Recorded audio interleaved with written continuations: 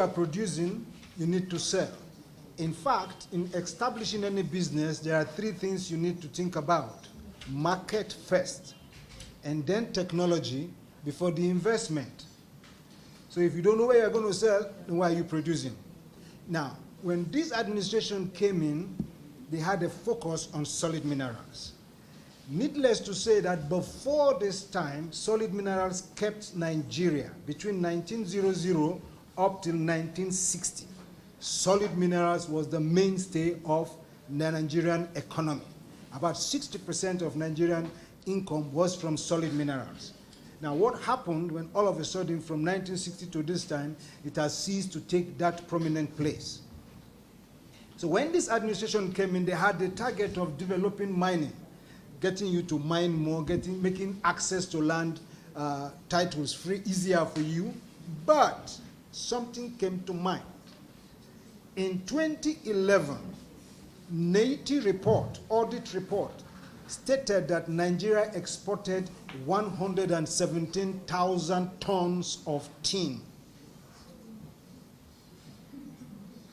In that very year, the #1 exporter of tin worldwide was China.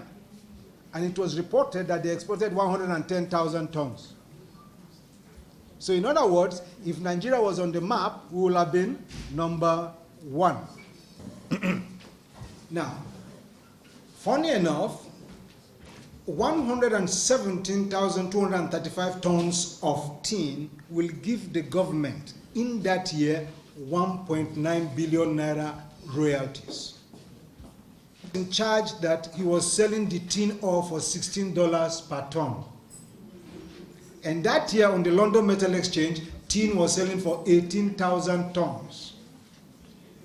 The government lost, the people of Nigeria lost. Now you don't blame these people who did that.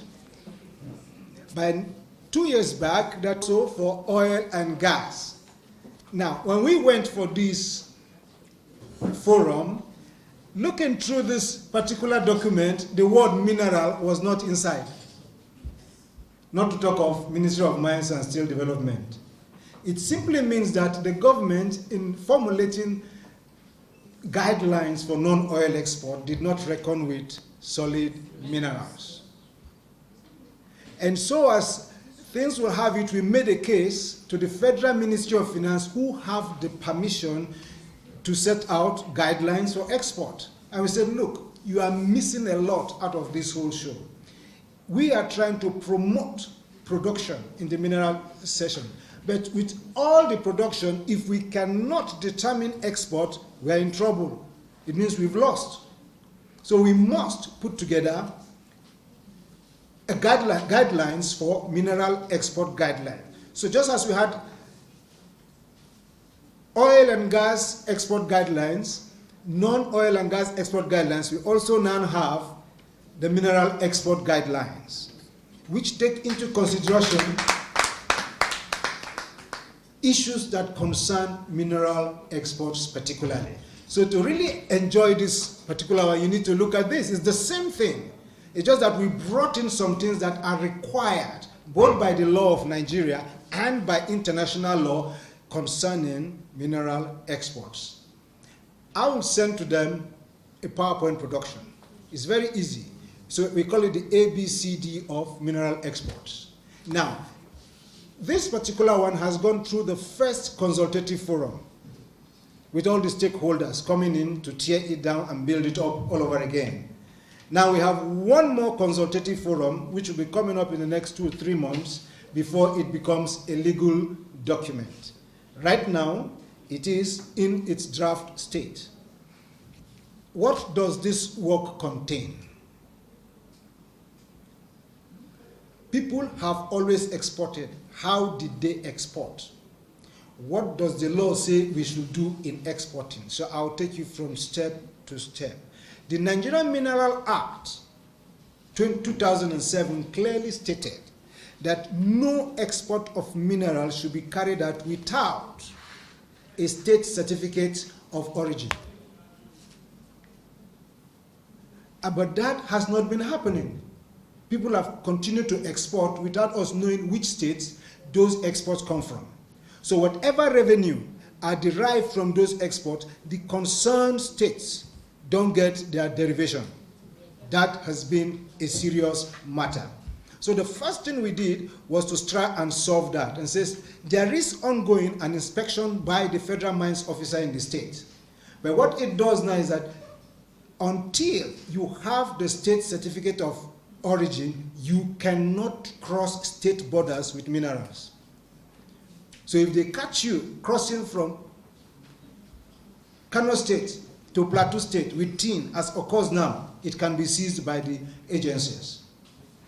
So much of minerals have moved from one state to another. A lot of people will buy lead from Abakaliki and take it to Lagos, and it is from Lagos they export. Some people will buy tin in Kano, in Bauchi, bring it to Jos, and from Jos they export. Now these are the things we're trying to stop. If you simply want to do business in Kano, open shop in Kano, period. If you want to have a mineral buying center in Kano, open it there. And whatever you bring from there, you are giving certificates and the state benefits from it. That's the first round we went through. Now, secondly, a major missing aspect of mineral export was the pre-shipment inspection agents.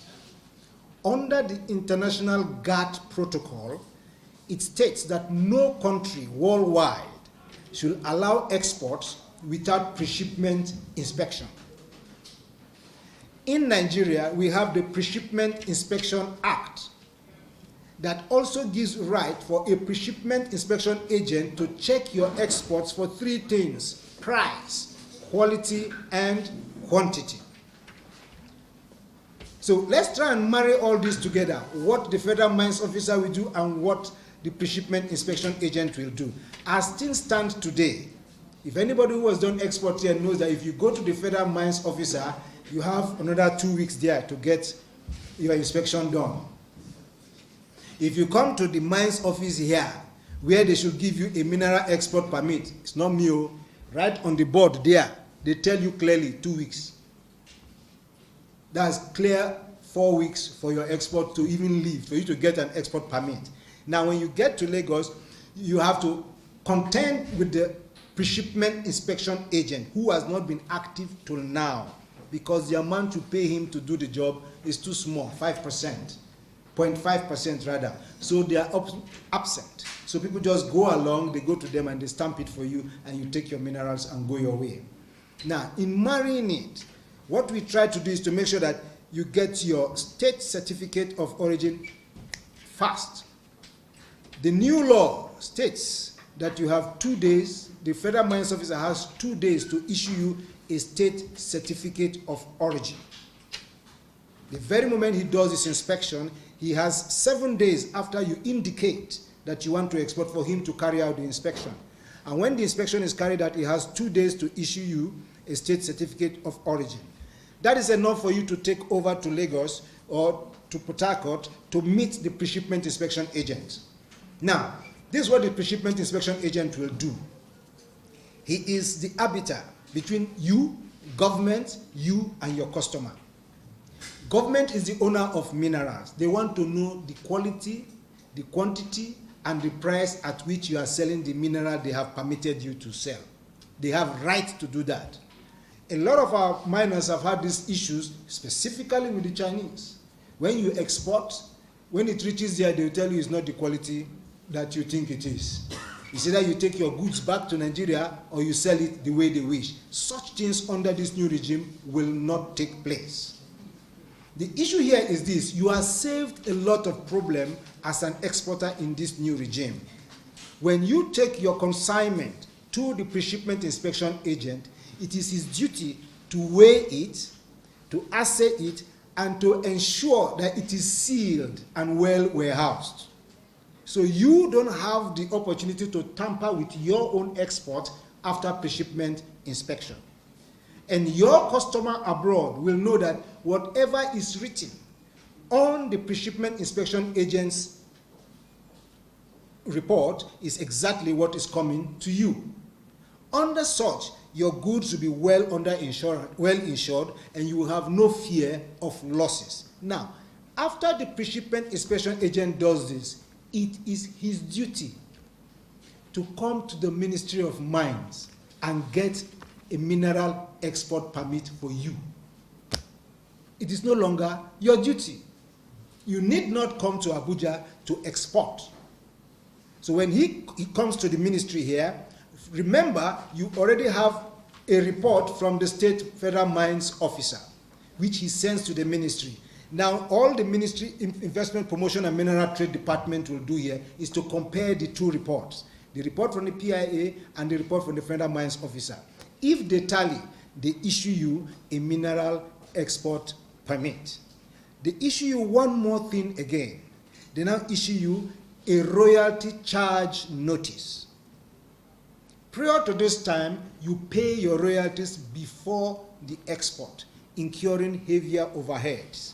What we have done here is to say you don't need to pay your royalty now. Export. When your money comes back, government will take its royalty. So that reduces overheads for you. However, this time around, we're collecting our money in dollars. It makes no difference because either in naira or in dollars, you are paying the same amount. Now, when you have your royalty charge notice and the mineral export permit, the PIA will now demand freight papers from the exporter. It is also the job of the PIA to obtain with these documents a country of origin certificate from NACIMA. That is their duty. Now, at this point, when we have known the quality and the quantity and the price of what you are exporting, it is only at that time that you can go and fill your NXP form. It's different from others. From others, you get your NXP form before you start the show. Ours here, you must have your mineral export permit before you begin to process your NXP form. Because at that point, we have determined your the quality of your goods, the price of your goods, and the quantity that you're going to export.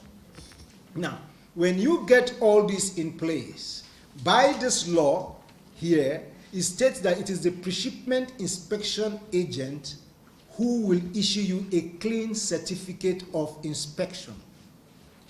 When you have a clean certificate of inspection, your matter don't finish.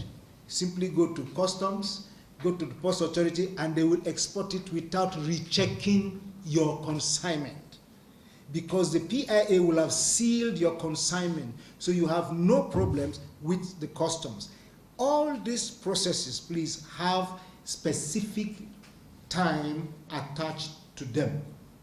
At the end of the day, it will take you 16 days to export your minerals.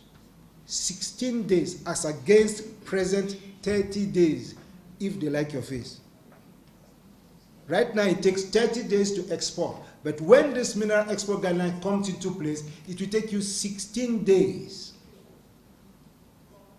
And so when you have this in place, you have no problem. Now, after exporting, what we bother about is that we need you to repatriate the money.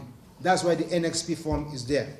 So as soon as you repatriate the money, your bank has 24 hours to inform the government of it and also repatriate and also transfer your royalty to the government before transferring the balance to your domiciliary account. This is what we have done for mineral exports. We've tried to make it easy. Prior to this time, people are lost on what to do. It is step one from the states, step 2, pre-shipment inspection agent, step 3, you come to the customs, step 4, port authority. It's just 4 steps. You have less work to do as an exporter. But one thing you are sure of is that your export can never, ever be returned under this new regime. And there are issues concerning precious stones which we talked about. Just as you have a mineral export permit, you have a special mineral export permit. When we hold conferences, when we hold shows, and people have to buy, like ages, if people buy gemstones during ages, they don't have to go to the pre-shipment inspection agent. They come straight to the Investment Promotion and Mineral Trade Department, and they get special mineral permits based on that event. Now, The pre-shipment inspection agents are also stationed both at the airports and the land ports. What they have at the airports is spectrometers to check when people pass through whether they have metals, whether they have gemstones with them.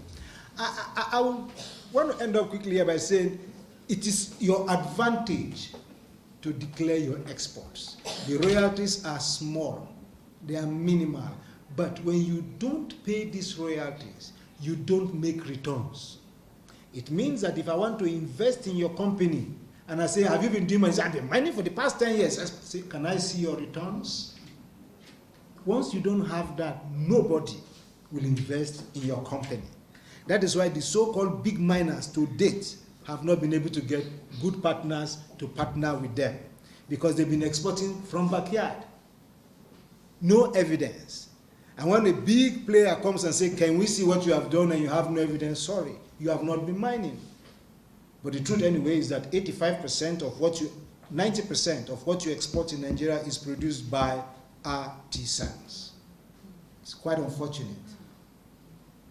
90% produced by artisans. So what we have done is that artisan is not our problem. The person who bought from the artisan is the one to pay us our royalty. We call it transfer of responsibility. You will never, ever, no country on earth has succeeded in collecting royalties from artisans. So we are not going to pursue the matter. So simply, you are working for somebody. Before now, they were working for what we call the tributars. Every artisan will work for one particular man. That particular man will collect it and go and sell to the Oyibo companies, and the Oyibo companies will do the export. That's how it has always been. They have never, in the history of Nigerian mining, paid royalties. So we are not going to start with them today. So what we are facing are those people who are exporting. A good thing about the new royalty rates are these. I think we will end there. In the new royalty rates, we have rates for merchants, rates for miners. There are two different people exporting.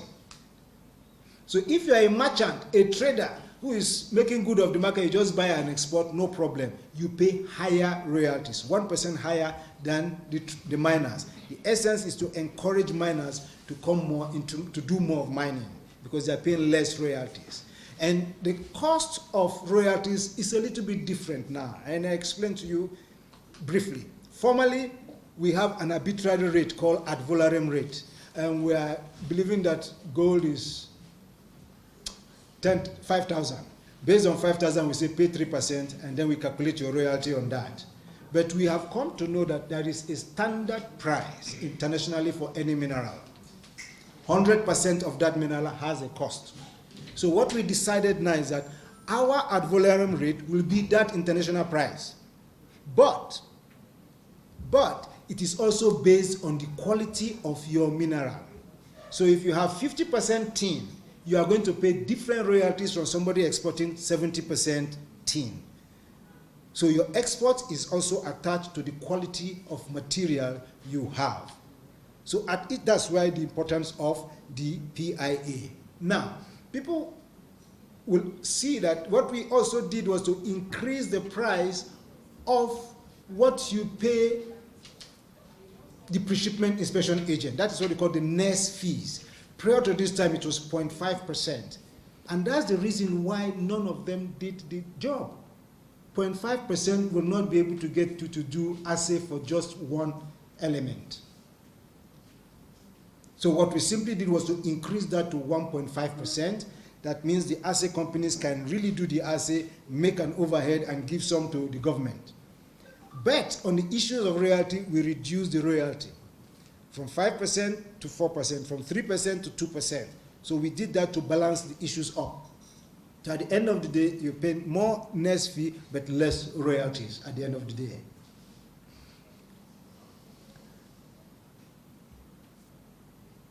These are the issues we have handled concerning mineral export guidelines.